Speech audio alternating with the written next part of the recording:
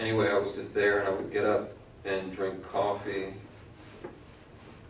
drink a lot of coffee, and just try to, get to a point of hysteria, or just to the point where I could generate something that seemed like beyond me, extraordinary to me. That was how I usually did it. Other times I would just, a lot of times a phrase would occur to me, like I was watching the one about the dwarves. I was watching some show, some talk show, and there were two guys on there named Munley and Lafarge. And I thought, got to do something with that. Munley and Lafarge.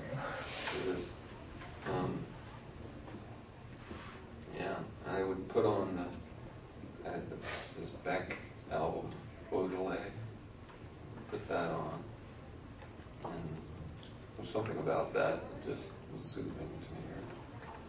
That's, I think, how I was working when I was writing most of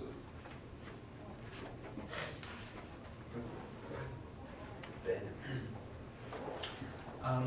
Do you have a favorite one of these letters?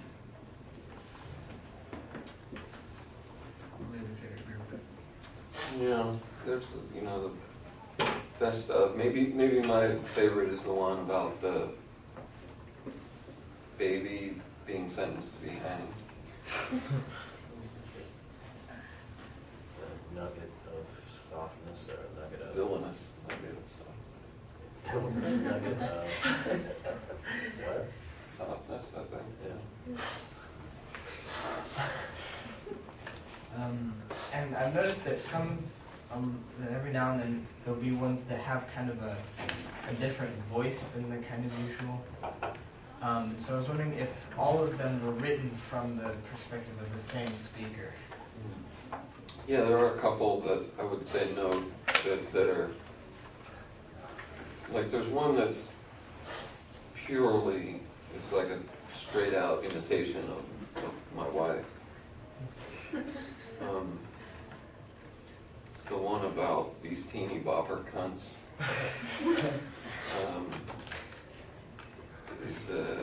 Still your man is what it's look at.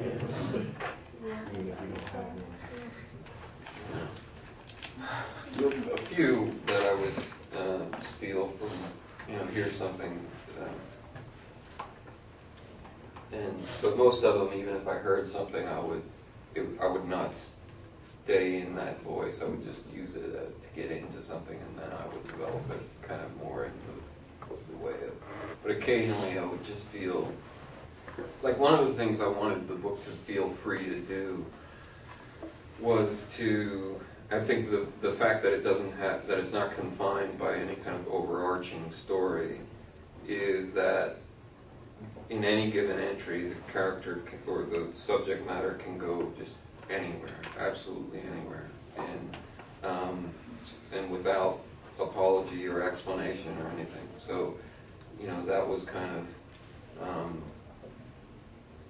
I don't think like the one in the voice of like the teeny bopper cunts one is like. I didn't feel any need to explain it or to like say, wow, this sounds like a woman.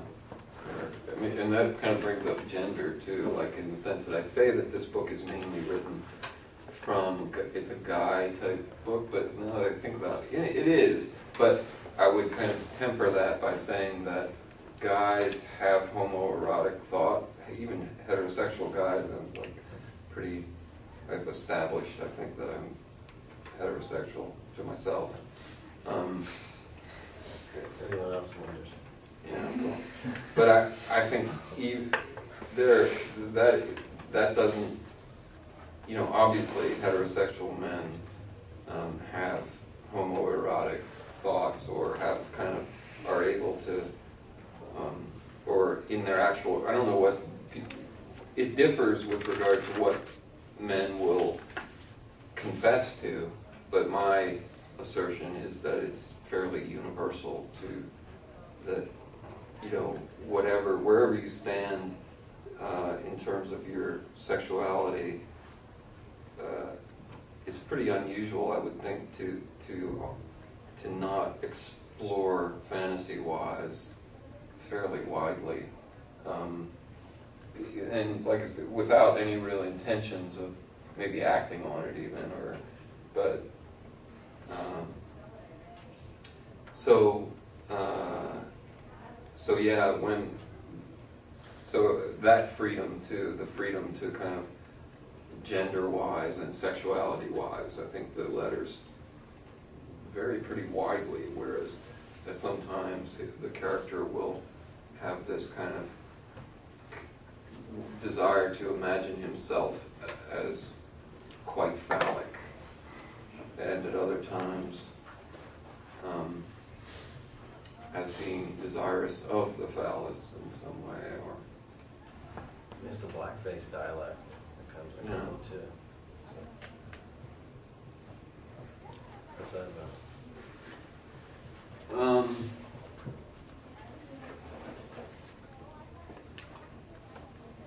You know, that too, I think one of the things that literature can do, personhood, you know, like the person that you are in life, you don't, like I wouldn't go around doing blackface dialect, you know, because it would be irresponsible and potentially, you know, it's this to participate in a horrific history of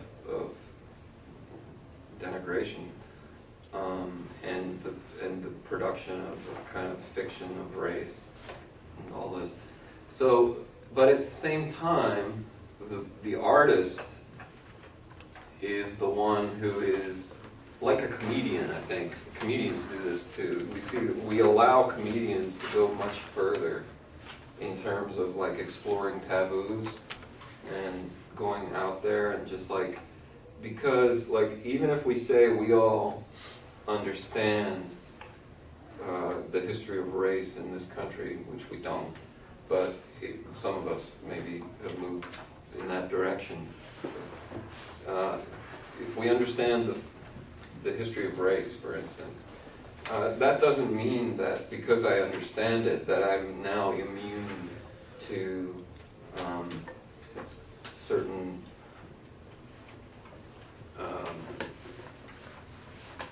of the residual practices of certain, you know, the relationship of white people to black speech still, and the way in which, you know, I will hear my parents say, "You can't have people much whiter than my parents," and they'll be saying like, "You go, girl," or something, or like,